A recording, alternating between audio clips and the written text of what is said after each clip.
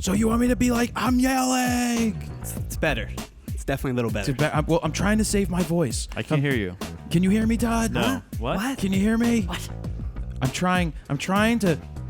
Steven says I'll be more boomy if I just talk naturally, because yesterday when we were making a video, I like to project, or as my dad would say, emote. You project so much. No, I that emote. You I'd emote. hate to go to the movies with you I don't talk in the movies. because you can't whisper. Like, you don't know how to Yeah, whisper. you really can't. What That's are you true. talking? Very I can true. whisper. There are people... I feel like you're kind of that's not a whispering now. whisper. You don't have to be this quiet. I can be like this. You can still be Is that like fine? that. Yeah, as Yeah. long as you're not like screaming into the This is a good microphone. level? Yeah, I think it's still pretty good because you emote so much. It basically gets I into my project. microphone, and at the same time, it just adds more reverb and it's more reflective. And also, I'm trying to save my voice, because if we're going to do a lot of talking, Yeah. I need to make sure it's safe. Like, you look at Howard Stern, he's talking, well, he's only 3 days a week, but you look at the people that work 5 days a week and do 4 to 5 hours of showing, I don't know how they do it. They do a lot it. of honey and tea.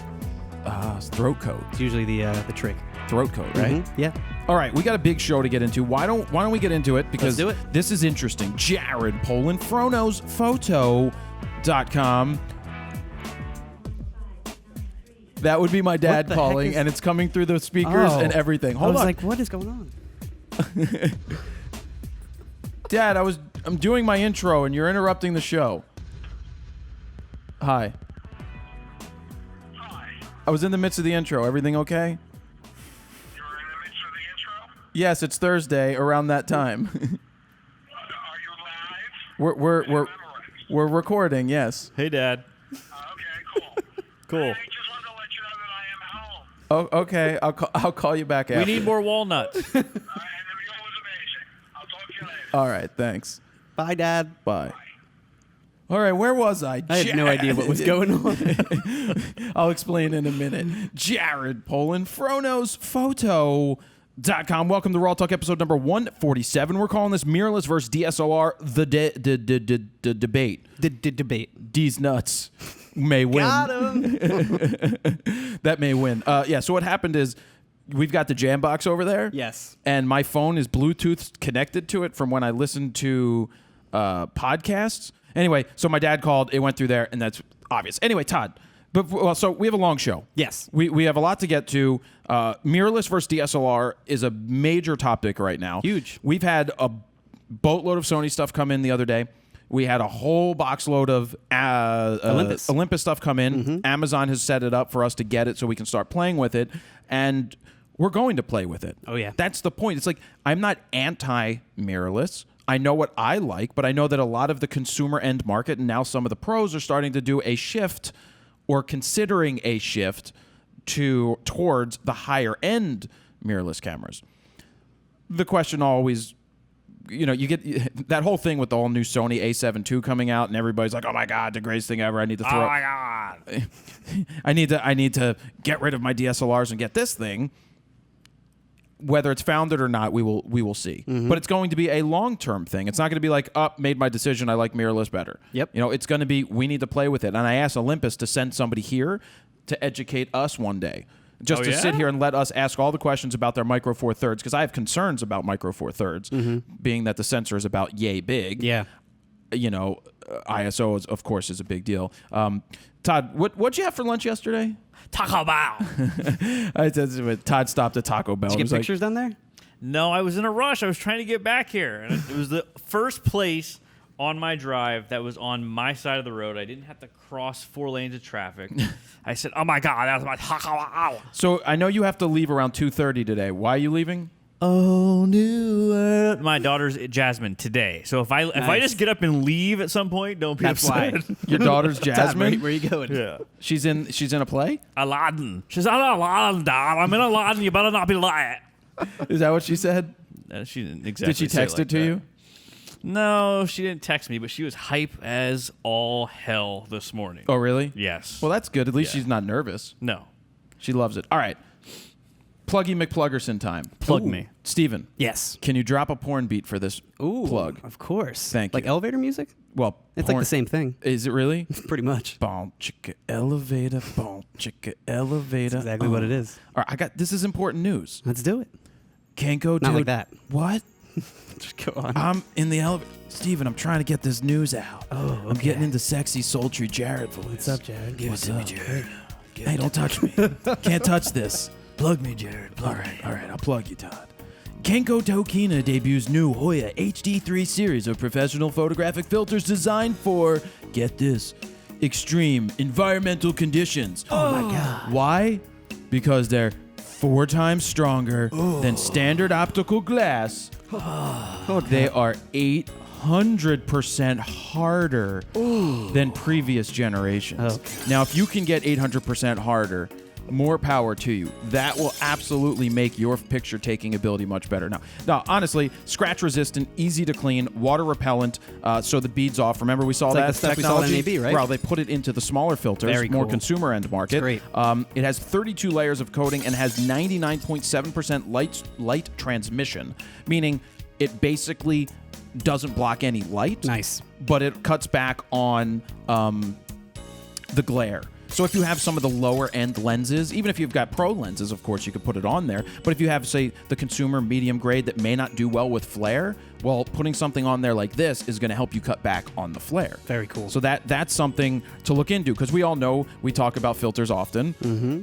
If you're in need of an extreme filter like this, you can use it for any day use anyway, not just extreme situations. But if you're doing paintball, if you're out in the wilderness quite a bit, and say you're shooting deer and it's something to protect your glass. it's you're like saying. deer season and they get musk all over it or something, and you need to get it off, well, you can get it off much easier. That's what's with the extra coating, the better coating. Remember when I drew the Sharpie on it? Yeah. Yeah, and it didn't do anything. It just didn't even write repelled on it, itself. yeah. Imagine what that would do if you get fingerprints and thumbprints. Because I remember the old filters, well, crappy filters, ProMaster filters from Ritz that they used to try to make us sell, and you would like touch them and the oils would never come off.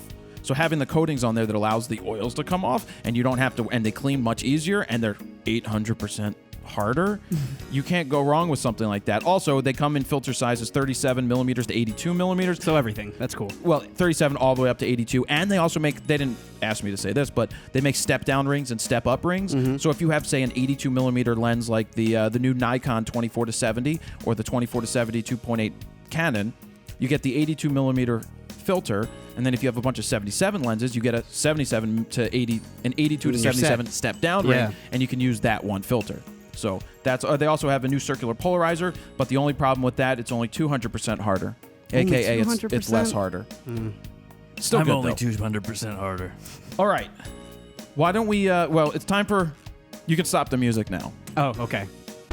But the filters would be good for just about anything that you want. Yeah. Especially the CPs. I like the CPs. We use them a lot, yeah. And if say you're shooting football and it's raining or snowy, and then the stuff just beads off, you can't beat that.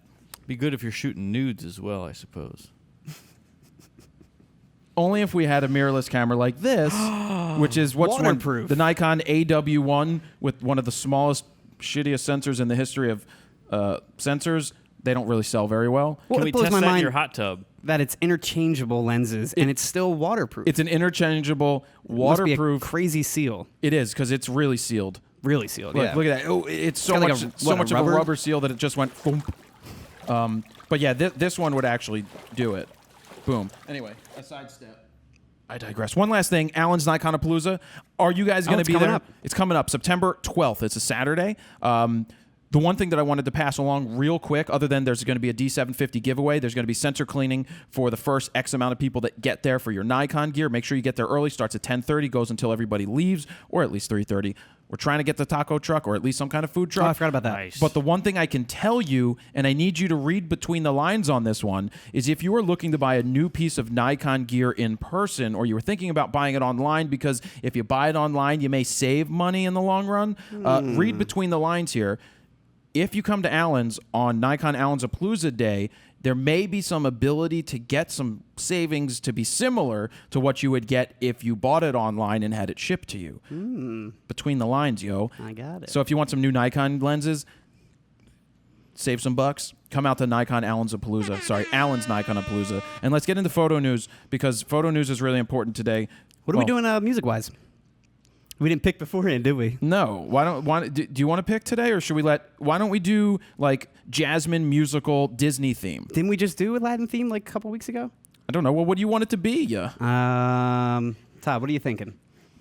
Snake Charmer music, yeah. Snake Charmer music. Oh, all right. Yeah. All right, I like that one. Yeah. All right. All right, Snake you ready? Charmer music. Here we go. This Snake Charmer music is brought to you by audioblocks.com/go/fro photo news.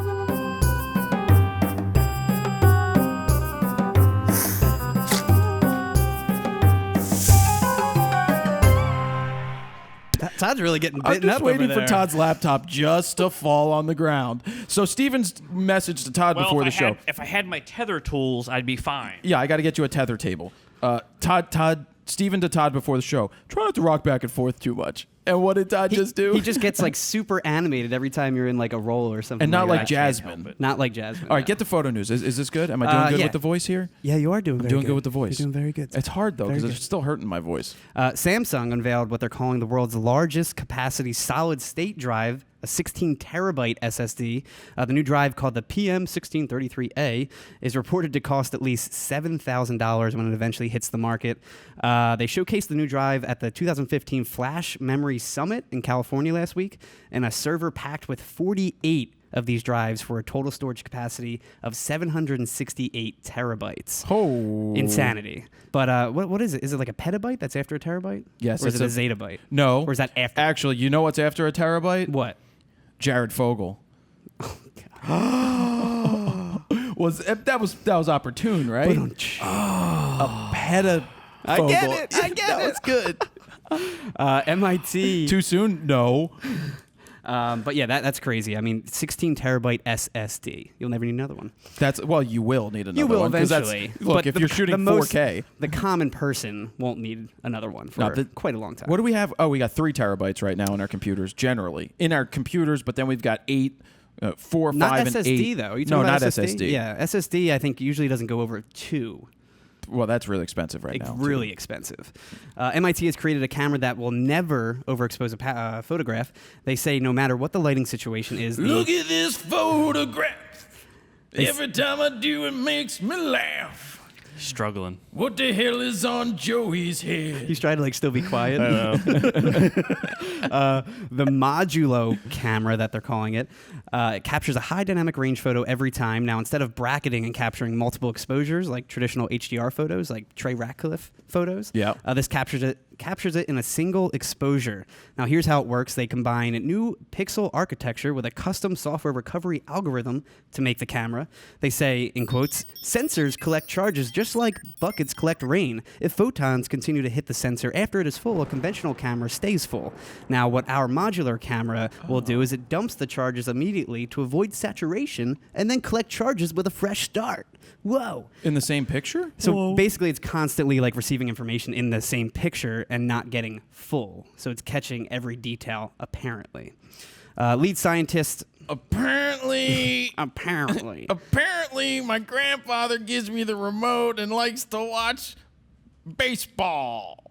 But lead scientist Hang Zhao says no more will photographers or even ordinary people have to fumble with aperture size and exposure length. You're going to love it. Yeah, you love Thank that. God. The algorithm would enable people God simply... forbid you have to control your camera. But the algorithm would enable people simply to click the camera button and let the computer deal with exposure problems. I mean, I linked a couple of these pictures, the sample images, over on the website, and to me, it just looks like they basically did like highlight recovery in Lightroom to like -100. It's just like... It still looks like crap. So what company is this? MIT did it. All right, so I'm not going to rip on them. That's what they do. They push the Scientists. boundaries of science Yeah. And technology, and maybe something that they create in MIT will find its way into the real world and have that's their thing, is to push it to the furthest extremes and then try to find a way to use Make it. it a real world. Yeah. So I'm not going to rip on them, but it sounds like the Lytro to me. You don't need to do any work. Just Kind of. press the button Except and for we'll do exposure the rest. versus, Right. yeah. And imagine if Lytro and these two people merged. Combined. To It's like have your the- favorite camera ever. You just press a button. You can change the focus and exposure later. Perfect. Perfect camera. I'd buy that. Best camera ever. Best camera ever. And you get the I'd best buy photos that. ever, too. Shut up. It's been a while since we heard a story like this. been a while. A That's your favorite song, you know I do that. love Stained. A DSLR spent 2 years at the bottom of a lake, and the memory card in it survived. Now, a man named David McFadden was exploring Laguna Lake in California when he found a Canon Rebel T1i DSLR camera. Oh, no wonder why he found it, because somebody threw a T1i into the water. He was able to find the owner after looking through photos from the camera's camera sucks. SD card, and he saw images from a bike race. Now, after contacting some people from that race, he found out who the photographer was. The camera belonged to Kelly Donahue, who lost the camera while covering a charity bike race in sounds 2013. Oh my God, it's Kelly. Kelly Donahue. Now, the crazy part is that the race was in a city over 15 miles away, and Donahue had no idea how it ended up in the lake. She Somebody lost it that stole it day, and threw that and piece she of has- shit in the lake. Like, don't know oh this. man, I thought this was a 5D. Son of a. T1I, get out of here. Oh, God. But yeah, you can see the full news report over there. You can see what she looks like over there. It sucks though because they don't mention what memory card brand it was or anything like that. But for memory card to survive 2 years at the bottom That's of the normal. lake, that's still awesome. It should, think about though. how far we've come to the fact that these memory cards are lasting through like anything. Is Well, great. but I think they were designed to do that. I Even- watched a even in memory the- card before and it lasted. Well, I probably would have not used it after I watched I it. never have used it again. But What it did brand work. was it? I mean, That they're was pretty much SanDisk. solid Oh, yeah? state, Yeah. right? One I of mean, the that's like extremes. a form One of the of solid extremes. state memory, right? What was that? It's a form of solid state memory. Yeah, Right, Yeah, but you would so- think getting wet would corrode or something after being there for that long. I enjoy getting wet, so. All right, what else? Let's see. A UK medical website. It's called Superdrug Online Doctor. Oh, what's that again? Some super drugs? What website's that? It conducted an experiment on women's body image around the world. Oh. That was such a creepy laugh. A portrait of a half-naked girl. I'm waiting for it. Nothing. Which it was one? set. We're letting you do your news, Steven. I know, it's weird. I usually don't have this much time to go through his actual story. Now, a portrait of a half-naked girl was sent to 18 freelance designers in 18 different countries. They say, in quotes, "The goal of this project is to better understand potentially unrealistic standards of beauty and to see how much such pressures vary around the world." Now, here's the instructions given to the designers via the email. Photoshop her form. The idea is to Photoshop and retouch this woman to make her more attractive to the citizens of your country. We are looking to explore how perceptions of beauty change across the world. Multiple designers are involved. You can modify clothing, but her form must be visible. No nudity. All other changes, including those to her shape and form, are up to you. And they send it only to women designers to That's do. what I'm getting to. Yep. So they I say we didn't know focus that. on female designers, like you said, as we wanted a women's view of what her culture finds attractive and to understand more about the pressures they face. Now, they then posted the returned Photoshopped images with each country looking extremely different. For example, China and Italy returned the thinnest Photoshopped figures. There you go, while Jared. Spain returned the heaviest. That's for me. And by the way, I mean, As he says that, and his wife constantly posts workout photos from the gym. Well, that's why I go to Taco Bell. I'm trying to change that. Girl, come on, eat this Taco Bell. God. It's 5 a.m, and it's like, just did a 10-mile run. Come eat that Taco Bell, girl. Anyway, you can find all the photo news stories and more at fronosphoto.com/rawtalk. I love getting half-naked pictures sent to me every once in a while. You can find the full photo news stories over at fronosphoto.com/rawtalk-147. Now, these were all terribly photoshopped. I don't know if you actually seen any of these, except the Columbia one. The Columbia one actually looked somewhat Was it a realistic, cloud of smoke or cocaine?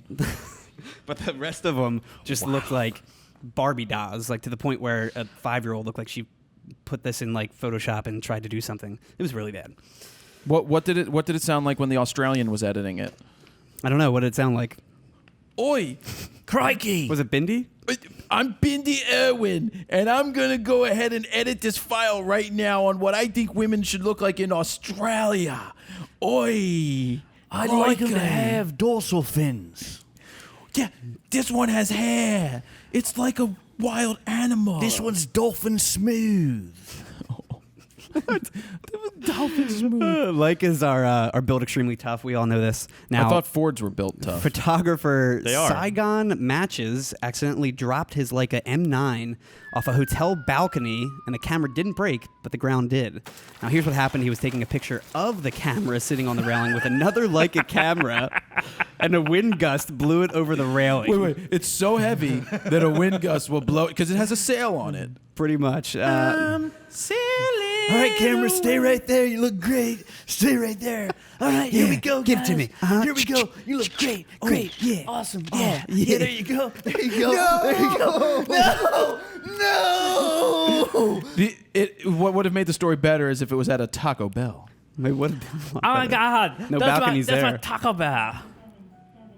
Oh, Go ahead. my lord. Can you disconnect? I don't get phone calls very often. Now, when he ran to retrieve the camera, obviously, he found it only having some cosmetic damage, like a dent on the metal lens hood and the leather case getting a little ripped up.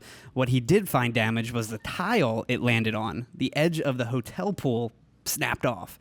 And the camera is apparently still in working condition, what he says, apparently. And there's pictures of the camera. It's over on the website. You can see for yourself. But it's amazing that this thing didn't, split in half. What's Yeah. the picture of? I also wonder how high it dropped from. Oh, they didn't tell us that. Didn't tell you that now. What was that? What's the final picture that was on the camera? No, the final picture, I'm saying the pictures on the website are of the camera being smashed on the ground, but it still works. So the moral of the story here is if you're going to take a photo of something, maybe don't have it on a balcony? on a balcony On the rail? banister that could blow away and crash into the ground. And Leicas are gaff heavy, tape's too. for. This is awesome. The Mythbusters filmed a handgun getting shot at 73,000 frames per second. 70. That's like- 3,000. That's like insane. one, two. It's like many times faster than our cameras.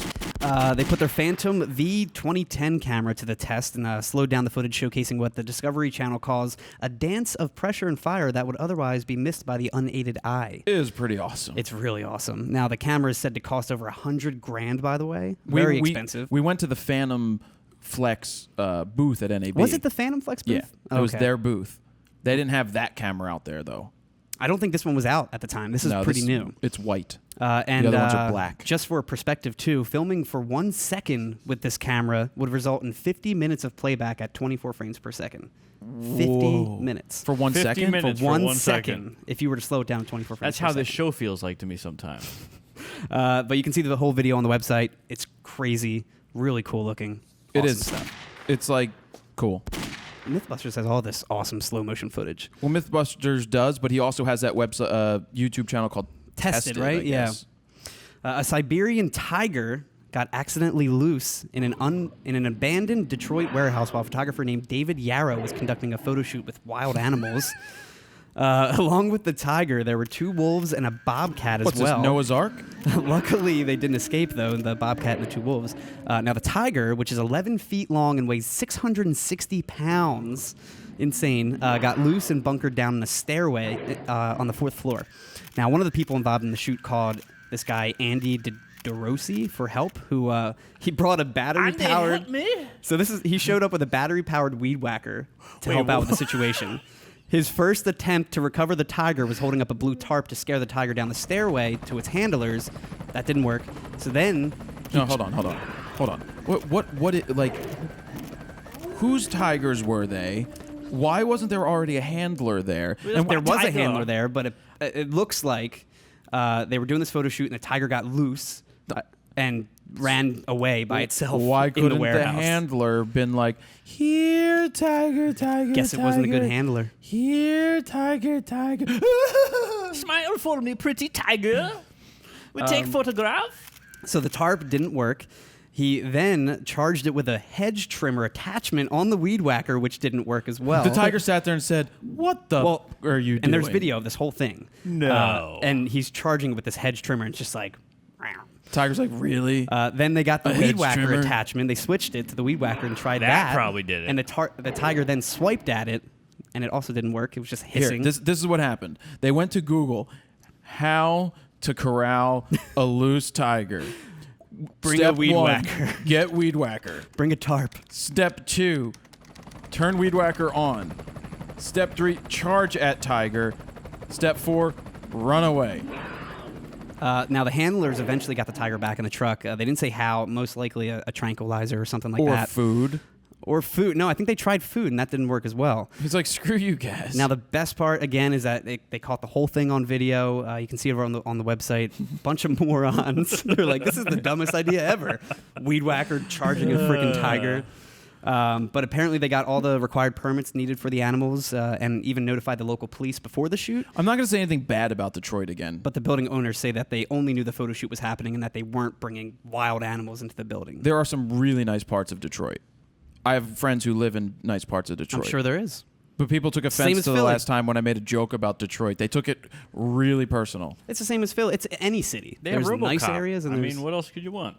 They have what? RoboCop. Greatest Eminem. animation in the original RoboCop that It's like, oh yeah, that's the stop motion. good CGI, guys. Yeah. Because it It's wasn't like CGI. Todd's animation. There's a new wearable gimbal for GoPros called the Feiyu WG gimbal. The FU? It's Feiyu. Feiyu. Fair. Feiyu. The 3-axis gimbal is a miniaturized version of Feiyu's handheld gimbal. It's kind of like that ICANN one you have or whatever. Blasphemy, that word. You can Strike that word from your vocabulary. You can mount the gimbal on nearly anything, from helmets, bikes, cameras. You can also put it like horizontal, vertical, or even inverted. Now, it comes with 2 sets of rechargeable batteries, which is nice, with the charger, and all the necessary mounting hardware, including a 1/4-inch tripod mount and even the standard GoPro prong mount if you don't have one. It all comes in like a hard case. It'll work with the Hero 3 and up, and even has room to accommodate an LCD backpack or battery pack, which is great. And how much is this thing? Now, this retails for $319. Yeah, no, thank you. Thank you. It's as much as the GoPro. Thank you, no. This was like $100, maybe. Yeah, no thanks. I don't want that on my helmet. Way too much. But it can also be used with any other camera that has a standard GoPro 3-prong mount as well. There's a preview video of it with some sample footage over on the website. Looks really cool, but again, it's just, in my opinion, way too expensive. A new prototype tripod is designed to be used one-handed. Now, the prototype was created by Product Tank. The tripod can easily be expanded, adjusted, and collapsed with a single hand. Now, since everything is controlled from a central hand grip, it looks like your standard tripod and has the same mounting options. It can hold any camera weighing up to 7.5 pounds, which he demonstrated in the video with like a brick, and it's made out of wood and aluminum. Now, here's how it works. It's made out of wood and aluminium. Aluminium. That's for our British fans. Now, it works by... and Austrian ones. To expand the tripod on any terrain, just hold the tripod level and shoot the legs out with the grip. So you pretty much press the grip in, legs shoot out. Now, to move to a different location, you just collapse it, and you move and reshoot the legs and use the grip again. So it's pretty much all of this with a grip. You're just doing the entire thing. Was it cool? It looks pretty cool. How much It's is still it? not perfect. Now, it's also just a prototype, so it's not available. It's not on Kickstarter? But I think eventually this will be a Kickstarter. I'm sure it will be. Is it on Craigslist? It's an interesting concept. It's just not like perfected just yet. And it's also made out of wood and aluminum. I think it would be a little nicer if it was made out of like carbon fiber or something more tripod-like. But it's a very cool concept. Good news. The ultra-rare Nikkor 6mm f2.8 fisheye is up for sale on eBay, and it's going for nearly $56,000. The lens, which was presented in 1972 with only a few being built, has a field of view of 220 degrees. Now, the auction says the lens is not in the best condition. The body has signs of wear, and there's also dust particles inside the lens. But if you got the quiche, you could buy it. It could be yours. Buy that. Can you buy 'cause this? Do you know how big that is? It's the size It's of like this this table. big. Is it really? No, it's not that big. I think it's like this big. It's just a big No, circular round It looks like a lens. basketball. Yeah, it's pretty big. I've seen that That's probably about the size, yeah. I've seen them put DSLRs on the back of it to see what it looks like with video, and it's absolutely insane. Oh, yeah, we talked about that a couple months ago, I think, with RAWtalk. Yeah. And we've got one more story this week. You ready for this one, Todd? Yeah, hurry This up. I one's got just shit for to you. do. There's a new shotgun shell designed specifically to shoot down camera drones. It's called Drone Munition. The shells are manufactured by ammunition company Snake River. The company says with the ability to carry onboard cameras, drones have been and are being used for spying on unsuspecting neighbors and others without their permission. Like if somebody was in a swimming pool. Exactly. Now, with little regulations surrounding drone use, there is much confusion about what a person may do to defend against drone threats. Now, the packaging looks like freaking Judgment Day with like grayscale sky, drones roaming around it with a note saying, "Prepare for the drone apocalypse." The rounds are a 12-gauge 3-shot shell solution that carries a proprietary ferromagnetic ballistic payload that will effectively disable a drone encroaching your property's airspace. God damn it, Martha! There's another Obama coming to get my daughter and inseminate her. Give me my shotgun shells. Yeah, because they're different than the regular shotgun shells, right? I think so. They say the payload's a little different. Now, they actually brought up the story in the press release with the guy and his daughter sunbathing, Martha, Yeah. They're so popular. as a reason to why they made the shells, to like protect yourself. So Isn't that crazy? But there's also some more things. Apparently, I need to get a drone so I can go spy on chicks. I mean, that's all these stories tell me. That I'm Pretty really much. missing out on some hot chick action. And they say, when not being used on drones, the round is also suitable for hunting ducks, geese, or turkeys. So in essence, it's the same freaking. It's pretty much just What about the marketed. tiger down in my video shoot? I can fire it at my tiger. It's just marketed as being like a drone killer, but really it's just a regular shotgun shell for just the a most shotgun part. But you know, Packaging's pretty cool though. you know, down where Cletus lives. No, Meredith, right? The last guy's Meredith. name was Yeah, Meredith. I believe down so, where yeah. Meredith lives, it's In going to be Kentucky. in Kentucky. It's going to be very popular. These drone shells are going to fly off the shelf. Bestseller. Todd, you go to Walmart. How do you go to Walmart to find these shells? Excuse me, ma'am. Do you have any of them shells to shoot down them damn Obama copters? Sir, what are you talking about? Damn it! I got Obama flying in front of my daughter, trying to inseminate her with his demon seed. Now I need some shells to shoot that sumbitch down. What do you got? Where's that drone munition? I mean, we've got some shotgun shells. All right, well, give me them. And where are the 10 packs? I need a pack of them too. Right, Martha? Oh, God. You're bleeding, right? Let's do some artwork of the menstrual flow. Oh my god. You're bleeding like a whale. Now, people are also commenting saying it's illegal to shoot down drones. And the company responded with, "Let's be clear, the reason for the creation of this product is to But bring is it illegal awareness to shoot people? of a potential threat." Depends on who you ask. I won't tell if you don't. And I did look it up. It's $22 for a box of 25 rounds of these bad boys. That's Oh, that's less than I don't know, is that $1 expensive shot, for- Martha. That's expensive. Is it for shotgun shells? Yeah, I think we shot like when It's I like gigabytes. it was like 50 shells for like $6. I know nothing about guns, but I went and shot shotguns. Oh man. I would love to. Oh, I did. I have that was video of that. recently. Yeah, I Was have that a video. bachelor party thing It you was were a doing? bachelor party thing. And didn't you try and do like the GoPro? Well, I put the wrapped session. around I it? put the session on the end of the barrel, but I should have used a better way. What'd you have, like a gorilla were you pod, like a doing? Joby? Yeah, it was just a Gorilla Pod. It showed a great angle though. Shoot your it eye would out? have been cool. No, I had glasses on. I had my earplugs in, and I was really good at What were it. you guys doing? Shooting hookers or what? It was a bachelor. Like, why were you shooting? Drone me! No, we were Bro, shooting. hooker me. Hooker me. Got her. No, we were shooting. We were shooting clays. Clay hookers. All right, is that photo news? That's it for photo news. God. About Jeez. time. All right, Steven, thank you for the photo news. Let's get some hillbilly shotgun music to wrap Again? up. Did we do that Please? before? We did that with chickens last time. Oh, we did? Yeah. Well, we need turkeys this time. No, why don't we find tiger jungle music Tiger jungle music. All right, that sounds good. in Detroit? Like Jungle Book music?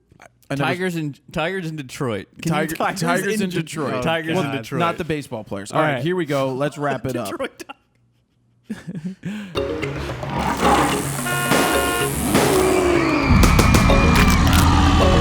Actually, I've got a weed whacker. That's your weed whacker. I was Okay, wondering what you're good. 'cause doing. I You're was just like, sitting whoa, there. whoa, this is a family show, Jared. This is a weed whacker, isn't it? You're gonna get a lot of bad comments about your antics. I've never once weed whacked.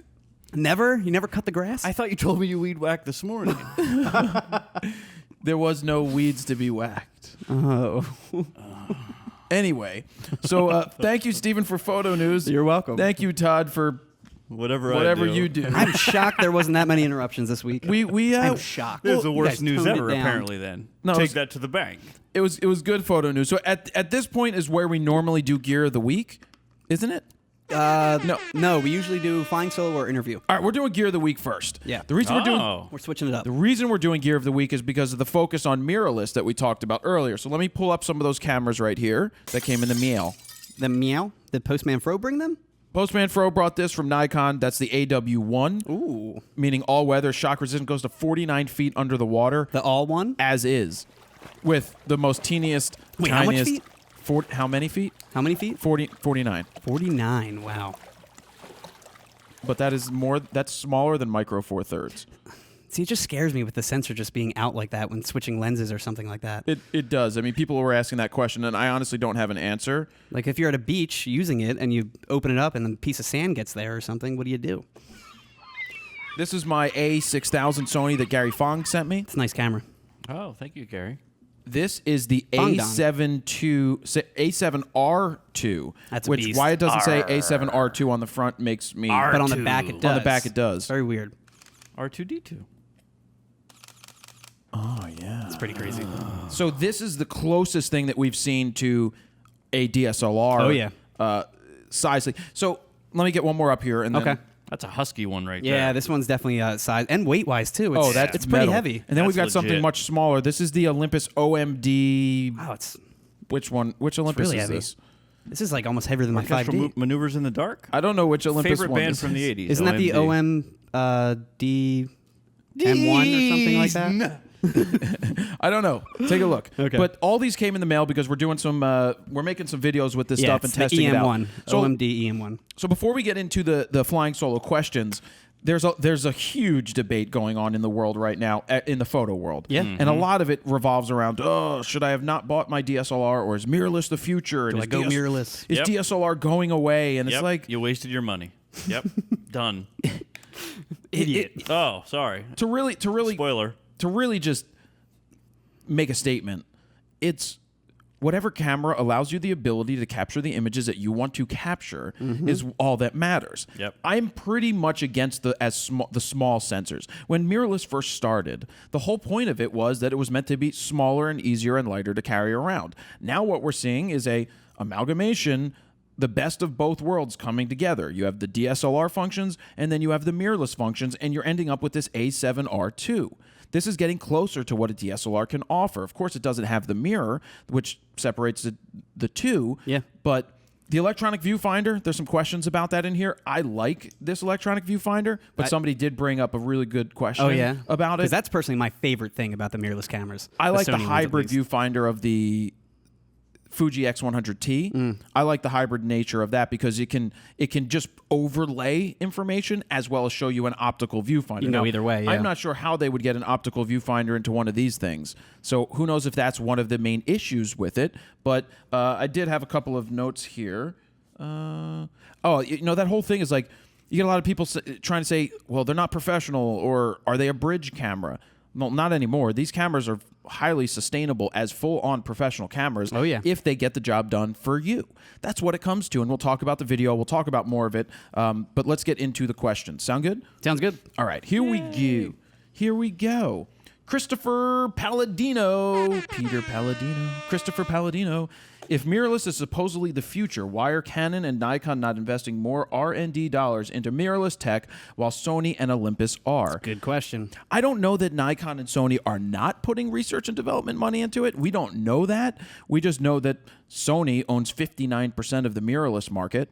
We know that Olympus is selling very, very well. We have all that Olympus gear over there that came 3 bodies, and that's all Micro Four Thirds. But the thing with the Micro Four Thirds is how freaking small It's a tiny sensor. the sensor is. It really I is. love that. And that's one of the scariest things for me. I think if I was doing video though, I wouldn't mind it as much. But Right. for stills, I think I would. The one thing that scares me, though, is absolutely the size of the sensor, especially when it comes down to I like shooting in low-light situations. That's what scares me the most about having a smaller sensor, is that it won't be able to give me the quality that I'm used to with a full frame. But with that being said, with more full-frame bodies being built by Sony, and I'm sure other companies are going to... Yeah, part of it was smaller cameras meant smaller sensors because they were less expensive. But what's happened now is that the APS-C size and the full-frame sensors are really less expensive to make, which means they can start including them in these smaller bodies. And what's happened with the Sony is that they've gone from smaller cameras to now the first generation of this, the A7. Remember the first time we picked it up, I'm like, the shutter button's in the wrong place. placement of the shutter button was just odd. I'm like, why is it up here didn't feel and comfortable. not here? Like, they totally botched that. Well, a year and a half to 2 years later, they've refined it multiple times, and it's getting closer. It's just that this back button for changing this dial is a little awkward Now for that where feels a it's little at. odd, yeah. And it's like, it should just be down here. And it's so I'm not ripping on this. I'm just saying that it's these haven't been around as long as DSLRs or SLRs for that matter, which are 60, 70 years old. Not DSLRs, but SLRs. And so they've been refined time and time again. But this stuff, with what Olympus and Sony and all these guys are doing, is really morphing it. Did I answer the guy's question? So, yes, Canon and Nikon have fallen way behind in mirrorless technology. Hopefully it's not a case of, well, we own the DSLR market and we're just afraid of this other stuff. That's why we haven't come out with anything good. But Nikon has come out with this. Canon has their EM something, yeah. something that they have. And I just think that Nikon shit the bed on this right off the bat by going with a 1-inch sensor or something. It was their own proprietary smaller sensor. Well, don't they have the J cameras too? That's that are what also... these are based off of. Okay. The AW But the AW is the waterproof version? Well, yeah, just the AW is the Gotcha. waterproof version. They have the J and they have the J1 and the whatever they I think call they're on it. like 3 now or something like that. The J5. Oh, they're on 5? They're up to 5. Wow. They skip 4. Oh, because of Japan They or always China skip or something, 4, right? except the D4S makes no sense. I love J5. All right, so there's that. All right, Eric Miro. Hey guys, what is one of the things, if any, you think mirrorless is nailing right now, and what element does the mirrorless revolution have to work on most to compete with the DSLR world? What do you have to say? What is mirrorless getting right now? Well, I think I love the EVF that it has in most of the mirrorless cameras. I love the fact that you can shoot extremely high frame rates because you don't have to put basically the shutter mechanism. You mean how many shots you can shoot? Exactly. Typically, they have a faster electronic shutter as well, most of the time. But I would say those are my favorite. I think It's right now. absolutely insane how fast these shoot. It's crazy. But I don't look at that as being a benefit. The No? fact that the fact that I sit here and I try to take one picture. Well, there's the one problem is I turned it off to turn it back on and I'm waiting a split second longer than with the DSLR. But that's 2 shots. 2 shots. I think also I'm trying to get one. Yeah. There. Nope. There's one. I think the longevity of mirrorless too, without having the prism and the shutter. Well, the question I have for the technology people out there, which when we get somebody to talk to about this stuff, is do the sensors wear out quicker? Do the sensors wear out quicker because they're always constantly powered on, which means that will the diodes or the phiodes or what are they called? Photons? Photodiodes, whatever. Will the sensor go bad quicker? Yeah. That's one of the questions. I think having the ability to shoot 15 frames a second, though DSLRs haven't caught up to that, or it's much harder to do that with the mirror flipping out of the way. Just because you can doesn't mean you should. It's just now if you're shooting RAW especially, you're now just cranking through 8 trillion photos. Now, of course, if you want to get a ton of photos and pick the best one, well, that's something that's some people want to do, but I don't want to do that. And then what's lagging behind is autofocus right now. It's focus tracking, being able to stay on the subject and allow you to get the same type of focus that you would get with a DSLR. I like the autofocus for video, though. Yeah, it is really great. Well, that's one thing that they're nailing tremendously well. That's ridiculous. They're That's nailing shocking to me. Well, they're nailing the autofocus because it's that phase detect and contrast detect it's the hybrid viewfinder. That's the one thing when they came out with the first Nikon one, literally Nikon one, when they first came out. Oh, and I love how their flashes are. I love how mirrorless cameras flashes. How pop like up futuristic that. it looks? Yeah, that It just seems flimsy though to me. The Nikon, I think the first model did like 139 focus points. Yeah. And so some of these have like 300 focus points. 300? I think that has like 300 the one active does. for video. Yeah, that was the Sony. We watched that video yesterday. Yeah, because I when we were hanging out yesterday, I just kept, I don't know why, I kept filming Steven, but it just, no matter where he went, he'd turn his head, it would, dude, it was crazy. So that's where it's winning for video. Yeah. It's absolutely crushing because a DSLR, very few of those autofocus and very few that do actually autofocus well. So I just wonder, again, to bring up that point, when you're switching lenses in the open, is there a way, I'm not a mirrorless person really, I don't have a camera that is mirrorless, is there a way, something that you should do to make sure your sensor is not exposed, like put the shutter down or something to change lenses? Is there or? a body condom I can get for Because with the That's a concern. DSLRs, there's the mirror down and the shutter's pretty much down too, and you're always pretty much protecting your sensor. That's a question we're going to have to ask. This is constantly exposed. Yeah, that's a question we're going to have to ask. But it's funny. Remember how I'm always like, turn off the camera, turn off the power to the sensor. Yep. Like, does that matter? And when you jiggled the sensor on that thing the other day to clean it, you said it sounded like a rumble pack from an N64. It really did. The whole thing was like shaking. But which I guess you're constantly cleaning the sensor on here. another thing that these have, especially this one, has has that 5-axis Image image stabilization. stabilization in the body, which means crazy. you don't need the lenses to do it, which means you don't have to. The lenses incredible. may cost less to make. We'll probably get to more of these questions later, but I don't know. As they come up, I just keep What's thinking funny of too more is stuff. yesterday we were filming a video and I was doing B-roll of the sensor inside, and I was looking through the menu. I'm like, mirror flip up. I can't find it. I'm like, oh god, It doesn't have a idiot. mirror. Yeah. Way to go, Steven. Speaking of Steven Miller, go ahead, take your money and run. Your favorite? Do you feel there is a benefit to going mirrorless? You yourself said it's nice that the A7R2 feels more like a DSLR in your hands. Well, if the A7R2 is a DSLR-sized camera or close to it, then mirrorless loses any part of its wow factor, since many people choose them because they're smaller and lighter. Not to mention the lenses are not that much smaller themselves either. I still see no point in switching. The leader in most megapixels will only jump around from manufacturer to manufacturer as it has been. Yeah, so good point. For me, I still want to put the best glass on the front that I can. And any of the best glass that you end up putting on, generally speaking, is going to be much larger, especially when you get to these full-frame cameras. You're looking at 70 to 200s. Partly with Sony is they don't have a large selection of pro-end glass. Would you use like the Metabones adapter or any of those adapters out there? From what I'm Put your Nikon finding glass is on that it? with the Nikon glass, I don't think you have the autofocus capability with the Metabones yet. But Or if you Canon do, it's really bad. does? The Canon does, but it's also slower. Okay. What I would like to see is Sony make a mount, just sell the camera for, but they probably won't because, basically sell a mount that you can mount your Canon lenses on it, you can mount your Yeah. Nikon lenses on it, and you can mount Sony on it, but they'll probably just stick with mounting Sony on it because they'll invest in the glass technology. But that's the thing. You get a camera like these Micro Four Thirds ones, these Olympus ones, and they have some really small pancake lenses and really small fast lenses. But on the pro side, it just becomes awkward. You have a really small body with a really big ass lens on it. That's 'Cause true. So with the autofocus, even in video, if you put the adapter on it, it would just be slower in video, you think? It's still slower to find. Yes. Well, it's a Metabones adapter. It's not made. Yeah. It's not made by Sony. It's a Right. third party, but it's unbelievable the fact that it actually does focus altogether. Interesting.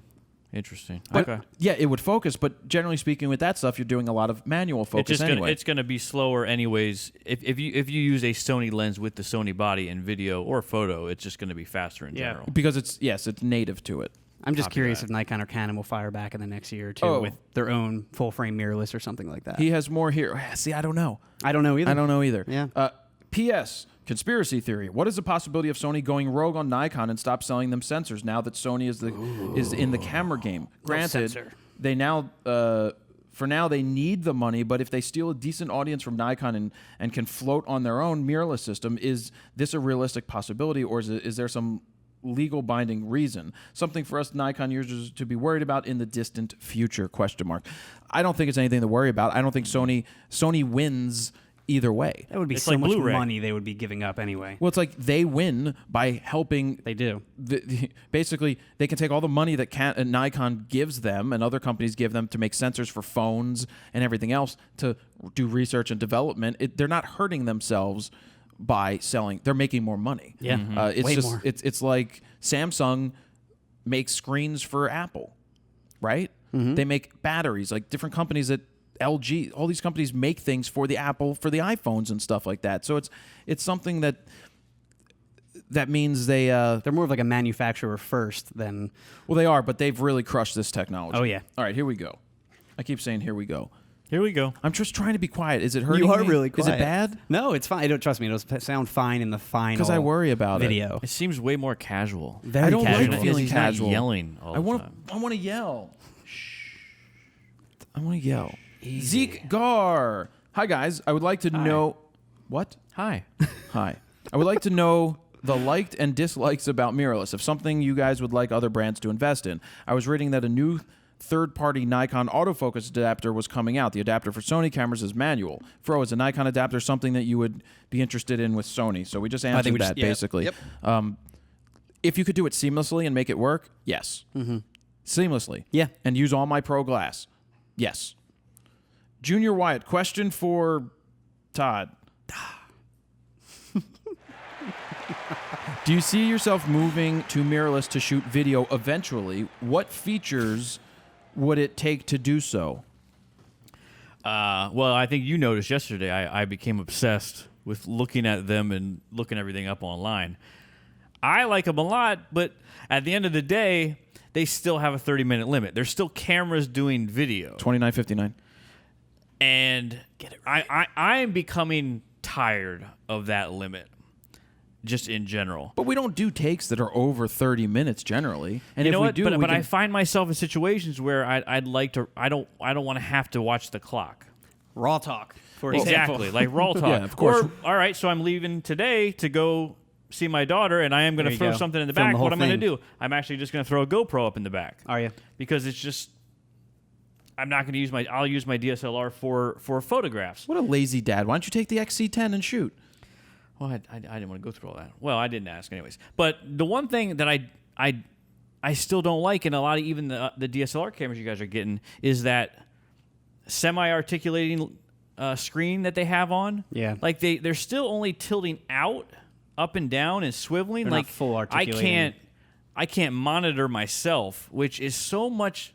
Even if I can flip it out on the side and then mount it on a shoulder rig, that is so much more helpful than the way they are now. Now these articulating screens seem sturdier because they've got like metal brackets, and they don't seem like they would break as easy. But I still think the other ones are more valuable to video. Yeah, and if you wanted to record longer, you could obviously connect an Atomos to it. Oh, yeah, of course. Because Yeah, that would yeah. give you the ability. But I want to remind people that when you have a DSLR and you flip the mirror up, in essence is becoming a mirrorless camera. Yeah, Yep. yeah. Because it's working with the same technology, just not as good as what the mirrorless people do when it comes to shooting, because it still needs to flip the mirror down and out of the way to take the picture. It's, But I am seriously contemplating the mirrorless for some stuff that I want to shoot at the house, just because the tracking, the autofocus tracking is unbelievable. And if I don't have anybody with me and I can writhe around and flip around and it'll follow me, then all the better. I find that as a bonus. Yeah. Michael Schaefer. Hey guys, I've got a couple of questions for you. Todd, Hey, well, Yes.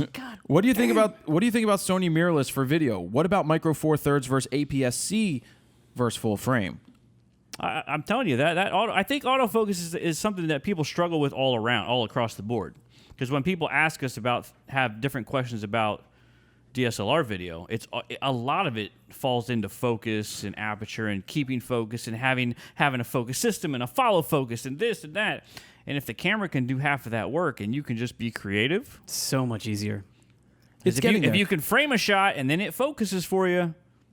Well, it's getting to the point where we were at NAB, we saw that system from Red Rock Micro that allowed you to pull a focus at 1.4 on a T-stop lens, like on a real video lens. Great. It was unbelievable that you Automatic. could just touch it on the screen on the little on their Android tablet, the Samsung tablet, and it would just track it. And you talk to some focus pullers and like, no, I'm too good. And it's just like, you know what? You utilize the technology to make yourself better because you can't pull at 1.4. Nobody can pull at 1.4 And be can tack they? sharp. Not that's that sharp. I mean, the only that's thing I will crazy. say is I don't think you'll ever see everything go totally auto, because tracking faces is one thing. Me pulling focus from some inanimate object Oh, sure. for a dramatic effect is a totally different situation. Very true. Exactly. So All right, for Jared and Steven, do you think there is a credibility issue with mirrorless?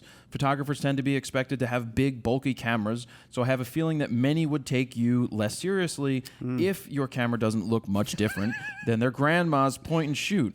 Ideally, a good point. people would hire and judge you based on your work alone. Looks always matter at least a little bit. GoPro size. Of course. Well, of course, this plays a part like the into it. Zoolander version of cameras. But at some point, you just have to be like, this is what I use, and it works. It's a good point for people that don't know cameras. Like, Well, yeah, they're gonna the be people- like, "That's your camera." All right, does size really matter? I like to take photos with my iPhone sometimes. I cannot stand when people take pictures with their iPads. So does size really matter? Not in that scenario, but I think coming from photographers, obviously it doesn't matter because we know the quality of what's inside of each camera, no matter how small or big it is. But to the average person, you're showing up and your client's going to be, I assume, usually be like, That's your camera, really? There was a huge issue with video production, with Probably the commercial same thing, shoots. right? You'd bring in DSLRs, and people would be like, "Oh, we're not taking photos." Exactly. Like, thanks, Einstein. And they probably But think the bigger the camera, the better it is. now people are up to speed now with what that is. But there were 2-3 years that it was really people would still buy or rent more expensive cameras with less functions only because they looked more professional. So I really think it comes down to you being comfortable with yourself and being able to educate your clients. Well, yeah, and it's simple. Like, good point. You pull this out with good glass on it, nobody's going to look at you and be like, what are you shooting with? Well, with the grip, that's almost the size of a DSLR. Like, I don't care. It's just be like, look, dude, shut up. You hired me. My work is great. If my work sucks, then I'll give you your money back. I'm just thinking you show up at a wedding with this and like a 50 millimeter or something, and I don't know, man. It's already like that. People shoot it with the Fujis that look like that, and it's just again, like they I think hired it's you. fine. I'm right. just But there are people that usually what they'll people look would at say. you and they'll be like, well, look at that professional or non-professional. Have you seen my portfolio? right. Best photos ever. Max Logan, do you think you still would be called out by security as using a professional camera or not? Now that's a good question. Another good question, because What kind of camera you got on there, hippie? I told you to not come around here with any goddamn sissy cameras. it's mirrorless, sir. You need a mirror. Have you looked at yourself lately, you damn hippie hairy son bitch? No, sir. This is mirrorless, so I don't have a mirror. Get out of here. Would you like a donut cup? Well, yes, I would. Thank you. Look, yeah, I actually think that having a mirrorless camera is much less. Just because where the other question was about size, if you walk in there with even a Sony like this, with one of their smaller pancakey, smaller lenses, or you put a lens in a bag or something like that, they'll be like, oh, well, I guess it's okay because it's not longer than 3 inches. Because it's almost the same size as a point and shoot at that point. Yeah. Yeah. It's literally the same You'd size. be like, guys, it's not a good camera. $3,000 for the body. Yeah. Adam Pan. Hey, Jared, my question is how do and will mirrorless cameras affect the future of the amateur and prosumer markets? I myself am a high school amateur photographer who shoots on a DSLR, but I keep on seeing more ads and videos saying that mirrorless cameras are going to be the one camera to rule them all. What does our future hold, and will we see a mirrorless future? So the reason you see ads, you got to remember that the 99% of the market is not a professional photographer. So you're going to see whatever sells the most and at the most cost-effective price is what they're going to promote. Now, when I look back through my old Playboys in there, the 1970s, Oh, yeah.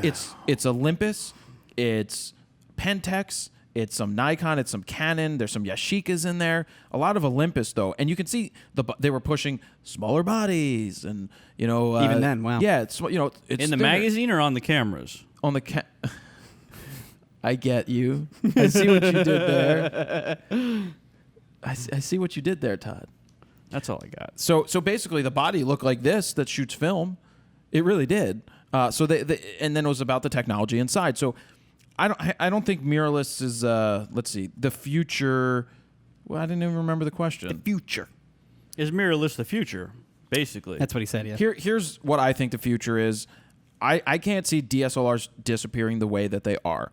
Again, I've said it. I think I've said it a lot. Is that you're going to see that mirrorless technology and DSLR technology, the best of both worlds, are going to come together. We see it with the Sonys going from a smaller camera. there. They're now getting bigger because they realize that if you want professionals to take them seriously and put good glass on it, it's got to feel balanced in your hand. It's the form factor. It If you're comes gonna- down to that. If you're It going really to put does. a 300-2.8 on the piece of on this lens and try to hold and shoot it, it's going to look awkward and it's going to feel awkward as well. Well, let me this ask, feels good in the Let me hands. ask you guys then. I mean, my take on it would be the less moving parts there are in something, the better. Like, we prefer to have a solid state drive. Oh, of course, yeah. Than something with it spinning inside of it. But so you if have- we can have less moving parts in your camera, You drop your camera, is that and better? Mirror and prism's probably breaking but first. we don't know because we have to figure out, does the sensor being on for extended... See, the thing with mirrorless is that the sensors are always on. They're always always receiving data. Not data, but they're always powered up, which means you're chewing through batteries, and are you chewing through the life of the sensor? I because leave it's I exposed leave more? live view on all the time anyway. But So that's I true. don't give a shit. Jared's favorite. It's But I do it just for Jared. Because they always rate a DSLR's life based on shutter actuations. So based on how many times basically the shutter yeah. mirror's That flipping makes up. sense. Will that makes sense. that be the same with a mirrorless camera? I don't know. Matthew, why? Oh, that's true. Well, You it know? still has a shutter in it. It does, but yeah, I don't know. I don't know how much the mirror affects that life. I don't even know where the shutter comes from in this thing. It's crazy. It's out of nowhere. It's like, it well, like look, flaps there's a all the way shutter. in. Let's take it apart. it's like, what's it do? Like, is it It like must a garage go like door? Yeah, literally. That's a good way to put it. That's interesting. All right.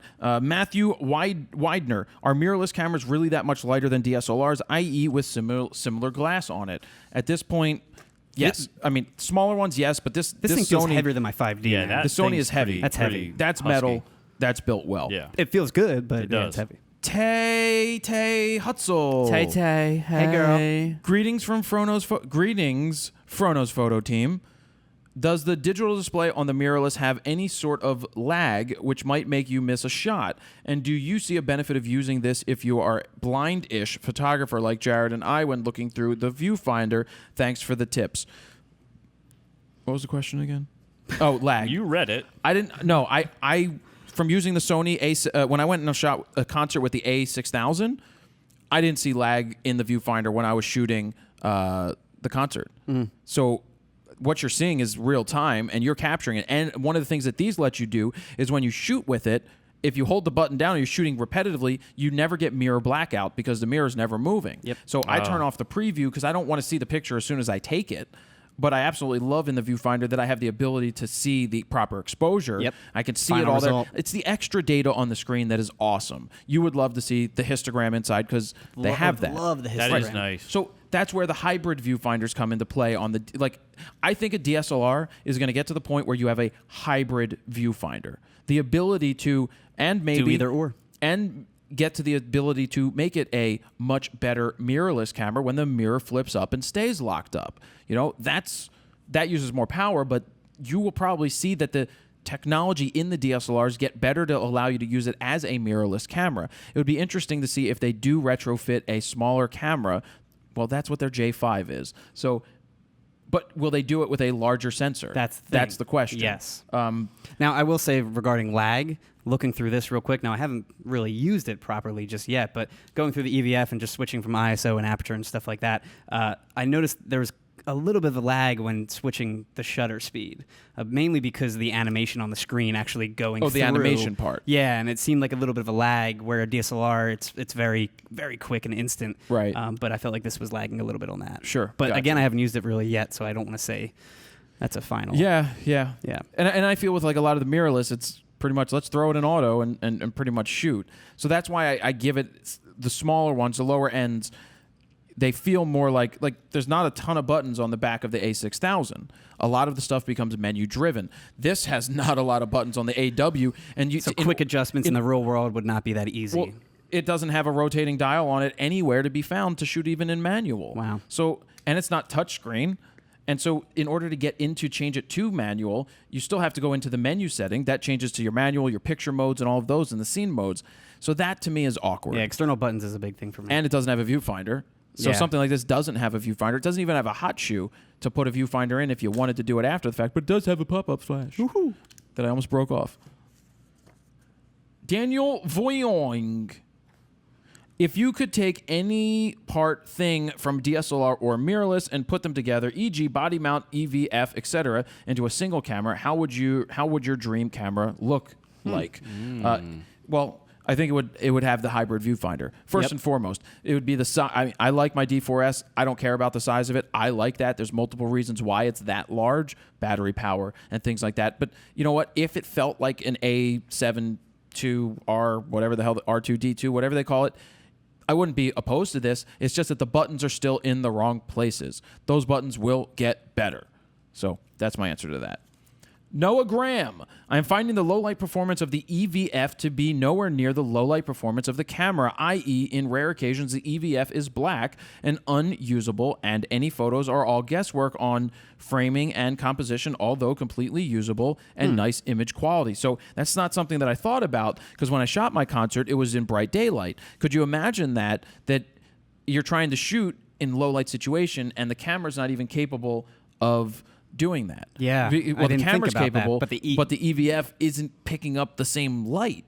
So what's happening is if you're seeing the right exposure, it's basically pitch black. Can you change I can understand that. brightness of the EVF? You may be able to change the brightness, but what happens is if you change your exposure, you're going to see that extra grainy noise, which is what you see in low light situations in live view. So right there, when you're shooting at a concert with a DSLR, you can still see everything clear, even though it may be low light candles. That's you true. know what I mean? I never thought about that. So that's a good point. That's Really a good point. major concern, especially for low light shooters.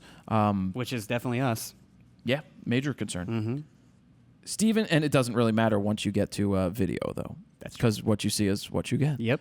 Stephen Casey, Dill. From what I've seen, these are great performers in most areas, but the battery life is terrible. Do you think one of the Sonys would be a valuable option for all-day wedding photography, or will I be changing batteries every hour? Bonus for Todd. Yes. Since I left him out last week, sorry. So let me answer this first. So, look, battery life, we know that the batteries are much smaller. They're not going to last as long. There's 2 batteries in that now. Yep. So you get the grip to have extra 2 batteries with whatever you have, but you should always have extra batteries. And look, there's never a time where you can't quickly make a change, or if you had 2 battery doors. We used to do this with my D5. You could buy an extra battery. We put 8 AA batteries in it, by the way, in my D5, of my F5. Oh, I thought you were talking about your electronic football game. No, my film camera, my F5, the Nikon F5 took 8 batteries. And I used to use the regular AAs, and then they came out with lithiums, which made it much lighter. So then I was able to put lithiums, but they were much more expensive, but they lasted longer, so I never really needed to change the tray that quick. But imagine having to change 8 batteries really quick. I have the AA tray option for my 5D grip just in case I lose my 5D batteries or whatever. Right. So, you never know. So with something like this, carry extra batteries. That's tiny. what it's all about. They're really small. So, okay. Bonus for Todd, since I left him out last week. Sorry. I'm just learning DSLR video. Is the Sony line user-friendly enough to get me started, or should I stick with the Canon that I already know? It's the same. I'm going to answer that for you, Todd. So, wait, they're asking, is Sony better than Canon? No. They're asking you, is there a learning curve to learning the Sony over learning the Canon for shooting video? It's the same thing. It's all, in exactly essence, the it's the same thing, because you have the buttons may be in different places. It's button layout and menu layout. That's the difference. But the same theories apply. Everything's a mirrorless camera when you're shooting video. Yep. Because the mirror is locked up. So no, there's no learning curve. But this is the thing that a lot of people were asking. Did I make a mistake in buying my DSLR and investing in glass? Should I have gone with mirrorless? Are you kidding me?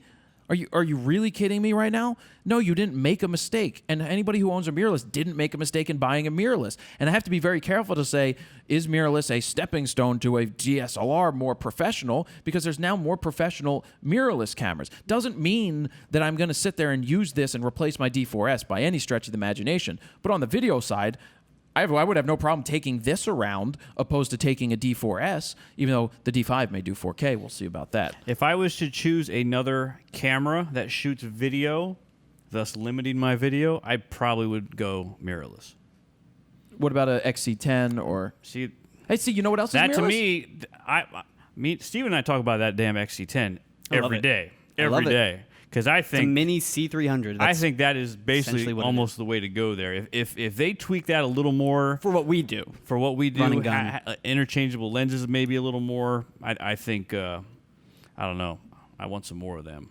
Right, and if you think about C300s and C100s, they don't have a mirror in them either. They're technically mirrorless cameras as well. Yep. Yeah. So, all right, moving on, because Todd's got to go. Mitchell James, if you were shooting action photos with lots of movement, would you choose a mirrorless with faster frames per second, example 15 frames, without a viewfinder, or a DSLR with slower frames per second, like 5 frames per second, that has a viewfinder? So this is, I like I've said before, for moving action right now, you're not going to beat your DSLR capability. The Sonys are catching up. The Sonys are getting pretty good with that focus tracking, but they miss. They're not as easy to put your focus where you want. The DSLR still has their separate focusing capability that I guess is just better right now. So if I was shooting sports, I don't care about 15 frames a second. It's not about the rapid fire capability of shooting. It's about the quick burst. If you have a quick burst, that's fine. But 15 frames a second means you're getting 15 frames in that 1 second. Shoot the video. action is not really moving that far. yes, I like the ability to have 8 or 10, whatever. Same thing. I still think that's too much too, but it's for that 2-3 shots that you need. It's for a split second. It's not for an entire second. And for focusing capability, you don't see Sony's on the sidelines just yet shooting. Just yet. I mean, I'm sure there are some, but... Yep. Darren Fellows, hi Fro, Steven, and Todd. Is there any way the Nikon and Canon would think of doing a hybrid, a DSLR size, but with a mirrorless sensor instead? What do you think about big-ass glass on mirrorless cameras at the moment? Do you think it looks a little silly? It doesn't matter that it looks silly. It just feels awkward. Yeah. And yes, I think... Well, I think it feels like you're going to snap your camera in half, too. Mm-hmm. It does. And with Nikon and Canon, we've talked a lot about that today, whether they'll come out with a mirrorless full-frame option. I wouldn't put it behind them to take something like that DF and turn that DF body into a mirrorless camera. Well, everybody forgot forgot about it because nobody cared about the DF. We forgot about it. We forget about it all the time. Yeah, we really do. Arthur Louet, in a professional setting like shooting a concert, would you use a mirrorless camera? Why or why not? Yeah, I'd use it. Using a what? In a professional setting, would you use a mirrorless camera in a concert setting? Of course. Yeah, I have no problem with that, especially if you're shooting video. I did shoot a concert with the A6000 and using the 70-200 f4 that Sony makes. It was fine. I just have trouble putting my eye into this viewfinder. It feels like the viewfinder area is so small. Well, it's a fraction of the size of what you're used to with a D4S. And I literally find myself shoving this into my eye, and I leave with the impression of this around my eye. I'm just like, get in there, you come Martha. out your eyes like bang. Like comes out looking like Popeye. Roger Gallant. Hey, Jared, is there any difference in durability between DSLR and mirrorless? I.e., are there any major differences in build quality, weather resistance, or sensor staying clean? Sensor staying clean, there must not be a major issue with that if you don't hear much about it. But in terms of durability, that all comes depending on what camera you buy. Each manufacturer is going to have a different version. Like this Sony is nice and metal. Look. This thing is shock resistant up to 6.5 feet and waterproof. I'm gonna clean the sensor and I'm gonna lay it on the table. I want to see if it'll rumble like it did before. Oh yeah, you hear that? Yeah, that could be. I wonder used, if they can hear that. Just like, that's an expensive sex it's literally toy, the Steven. rumble mode Put on it the in your N64 lap. controller. Put it in your lap. Mark Lebrec. Hey, Fro, Steven, and Todd. I struggle immensely with ISO noise. I currently have a Canon 7D, and unless the image calls for it, the noise is too much around 640. I noticed a friend shooting with an EOS M and getting clean images at 12,800. My question is this function of the mirrorless technology, or is it just because of the updated sensor/firmware? I'd like to hear your thoughts. If you're only getting 640 and you're having problems with ISO and noise, it's possible that either your settings aren't right or you don't have the right glass to allow you to shoot images, or you're overthinking what noise really is, because there is no reason at 640 that you shouldn't be able to shoot all day long, even beyond that. Yeah. Even with your 7D. I shot with a 7D for years, and I loved that camera, and I never had an issue until I would get to like 3200, 1600, where it was really noticeable noise. So really it comes down to, I think, you're looking at the wrong things. It comes down to understanding exposure, right lenses to go on it, and not overthinking that the noise is grain, and that's not a big deal. So, guess what? Flying Solo's over? Yeah, I went through pretty quick. Well, we 'cause actually I feel answered like we a lot of the answered stuff. a lot of that in the beginning when we prefaced the whole Flying Solo section. Exactly. Yeah. So We're going to do Wheel Fro next? Yeah, we're going to do wheel. Wasn't that what is Joe, next? move the damn wheel. Well, he's got to do the cameras. Do the cameras and move the wheel, please. Hurry up, Joe. Thought it was Shaquille O'Neal walking by. Todd, the phone's just ringing again. It's probably all info telemarketer people calling me. Does it say who it is? It's just random Well, numbers? it's numbers. 800 numbers? It's probably like, good job, Joe. Way to find the spot. Perfect. Right there. Right there. Hello? No, I get these. Hi, Jared. It's your therapist again. What are you wearing? I get a lot of calls from this. Congratulations, I'm your local Google specialist. I'm like, Really? And then- good. Good. I've been trying to search for sushi in 19143. Can you help me out?